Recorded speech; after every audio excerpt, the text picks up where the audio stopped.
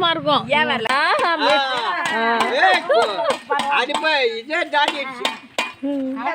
அவ்வளோதான், அடுப்பு தான்னு மிதிக்கணும்.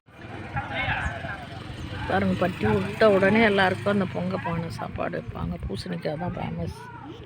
நான் கீழே உட்கார முடியாதனால கல் போட்டிருக்காங்க, சேர் மாதிரி பெரிய கல் வில்லேஜ்லலாம், அதில் உட்காந்து சாப்பிட்றேன். பட்டி விட்டாச்சு, வாங்க சாப்பிட்லாம். பொங்கலோ பொங்கல். இது ஒரு தம்பி வீடு பட்டி விட்டாங்க. வீட்லேயே மாடு, நம்ம வீட்டுக்கு பின்னாடி பாருங்க பட்டி விட்டு. இவங்களும் சாப்பாடு, வாழைப்பழம், கரும்பு. நாங்கள் சாப்பிட்டோம் மாமா வீட்டு தோட்டத்தில், அதனால் இங்கே எதுவும் சாப்பிடல. நல்லா வீட்டுக்கு எடுத்துகிட்டு போயிட்டேன். இந்த சேனல் பார்க்குறவங்க லைக் பண்ணுங்கள், கமெண்ட் பண்ணுங்கள், ஷேர் பண்ணுங்கள், ஒரே ஒரு சப்ஸ்கிரைப் பண்ணுங்கள். சரி, என்ன பண்ணுறது? பொங்கல், மாட்டு பொங்கல் பாருங்க, செம்ம சூப்பராக மாட்டு பொங்கல் விடுவாங்க. பார்க்க அக்கா வீட்டில் இருக்காங்களா, அருமையாக இருக்கும்.